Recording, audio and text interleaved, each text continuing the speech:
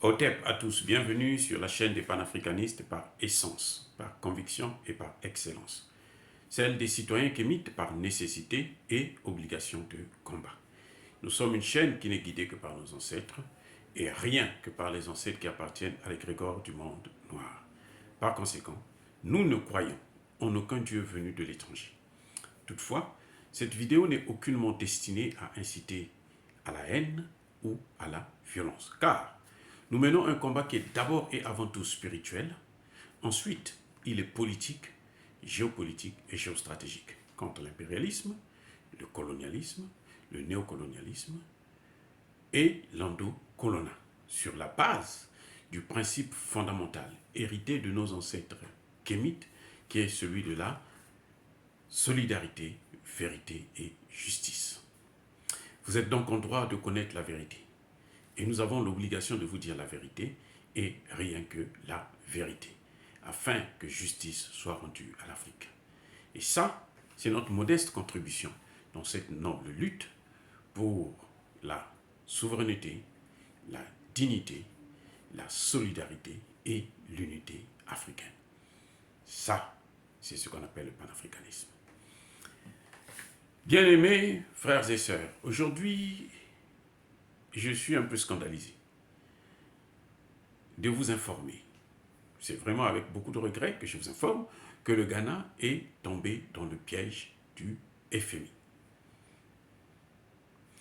Le président Addo, Nana Akufo-Addo, qui, au début de son premier mandat, avait rejeté l'offre du FMI et qui avait été acclamé par tous les Africains.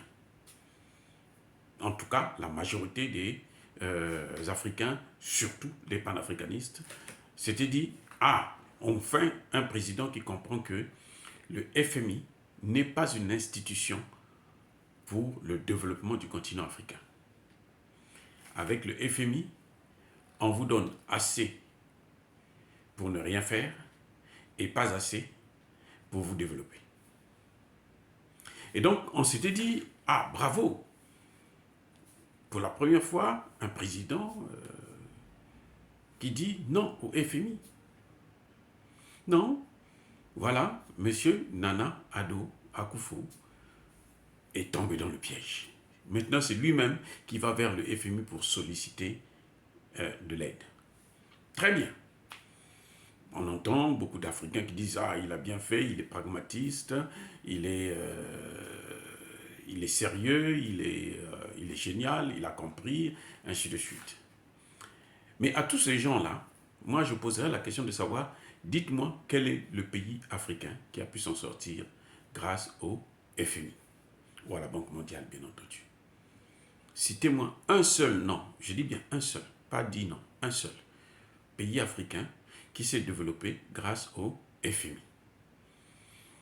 Vous savez, les Occidentaux n'ont pas créé les institutions de Bretton Woods pour aider l'Afrique à se développer.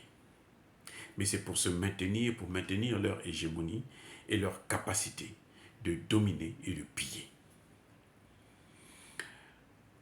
Le FMI est, si vous voulez, le cheval de Troie. Et si vous voulez, la forme pratique de l'endologie, l'endétologie. Voilà, c'est-à-dire que la science qui consiste à s'endetter. Au Congo, on appelle ça, il y a un nom qu'on utilisait, la nyongologie. C'est-à-dire qu'en congolais, on dit nyongo, c'est une dette. Maintenant, nyongologie, c'est la science de s'endetter, la capacité de s'endetter. Quand on a sorti ça contre Sassou, il était tellement fâché parce que, bon, mais pourtant c'est la réalité, il a endetté le pays.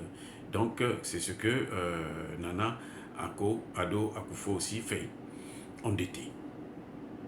Il va bientôt partir, son mandat va maintenant vers la fin, son deuxième mandat, et il n'aura pas le droit de postuler pour un troisième mandat selon la constitution ghanéenne, à moins qu'il modifie la constitution. Mais sinon, il va partir et il va laisser le pays dans quoi? Dans une dette. Maintenant, il y a des éléments.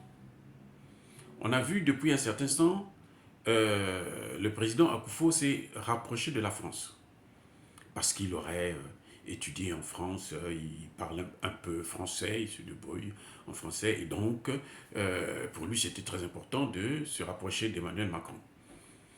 Et c'est l'un des présidents qui a plus ou moins endossé hein, comment on appelle ça, le Wakan, hein, la monnaie ouest-africaine qui avait été mise en place par Emmanuel Macron et Alassane Ouattara. Il ne l'a pas fait officiellement, mais officieusement, il l'a fait. Donc ce rapprochement-là a des conséquences. C'est pour ça que vous avez vu les sanctions contre le Mali. Il y tenait dur, mordicus, et jusqu'à ce que le Mali soit sanctionné. Et malheureusement, ce qu'ils attendaient, les objectifs n'ont pas été atteints pour les Français, puisque l'objectif c'était les sanctions devraient affaiblir le Mali et faire tomber le gouvernement d'Assimi Goïta, ce qui n'est pas arrivé, et ils étaient obligés de lever les sanctions. Maintenant, on lui demande, parce que justement c'est ça le problème. Les pays africains, là, tous ces pays-là, notamment francophones, c'est la France qui les demande de rentrer dans le FMI. C'est la France qui dit non, écoutez, allez là-bas, on va vous donner de l'argent. Mais on ne vous donne pas de l'argent pour vous développer. Parce que cet argent est conditionné. Et c'est orienté dans un secteur précis qui est tout sauf le développement. Sauf la santé, sauf l'éducation. Voilà les deux secteurs, les trois secteurs qui ont fait que l'Afrique puisse plonger dans le sous-développement. La situation ne fait que s'aggraver. Parce qu'au lieu d'investir dans l'éducation pour former les gens, dans la santé pour soigner les gens, la jeunesse, non, on investit dans peu de choses ou pratiquement dans rien. Le seul avantage que le Ghana peut avoir, c'est parce que lui, au moins, il a sa monnaie. Donc, quand le FMI lui donne des devises, il n'est pas obligé de déposer ça en France, à moins qu'il ait signé des accords aussi secrets avec Emmanuel Macron pour envoyer ça en France. Mais pour les pays africains, francophones, qui utilisent le CFA, même l'argent que le FMI donne, la France a le droit de prendre une partie de cet argent. Et la dette, ce n'est pas elle qui paye, mais c'est le pays en question qui doit payer. Et donc, vous voyez, pour moi, je pense que à la fin de son mandat, il n'avait pas besoin d'aller endetter le pays, sous prétexte qu'il y a eu la crise du Covid, et puis il y a eu la guerre en Ukraine qui a aggravé la situation, donc il est obligé d'aller prendre la... Non. Les Africains doivent plutôt apprendre à vivre sans la dette vis-à-vis des Occidentaux. Parce que c'est cette dette-là qui fait de nous les esclaves. C'est à travers cette dette qu'on nous colonise. Donc le système d'endettement, c'est un système qu'il faut bannir et qu'il faut supprimer d'ailleurs dans tous nos plans de développement.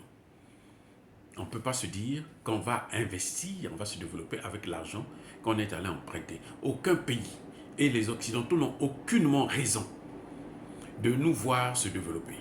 Parce que plus nous nous développons, plus eux, ils vont plonger dans le sous-développement. Parce que pour se développer, il faut industrialiser le pays. Il faut transformer les matières premières.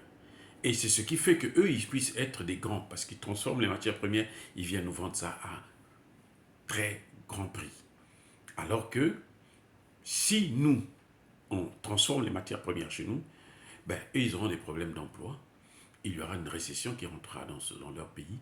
Et du coup, ça va changer, le pouvoir va changer de main.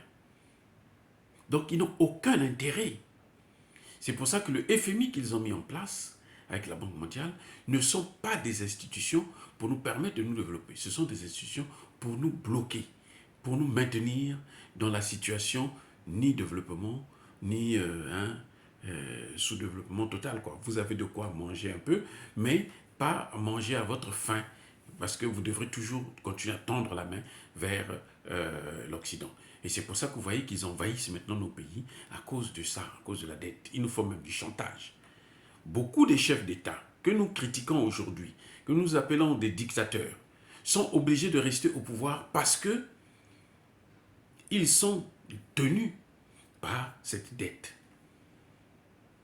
On leur fait du chantage, puisque malheureusement, quand ils prennent les dettes en question, ils en mettent aussi plein les poches, et donc eux, ils profitent de cette occasion pour pouvoir les tenir par ce que vous savez très bien. Donc voilà, bien-aimés frères et sœurs, est-ce que dire cela, c'est inciter à la haine ou à la violence? Non. Nous sommes une force tranquille. Je répète encore, ya pas colère veille malembe. Soyez bénis par le Dieu des Kémites. J'ai dit et j'assume.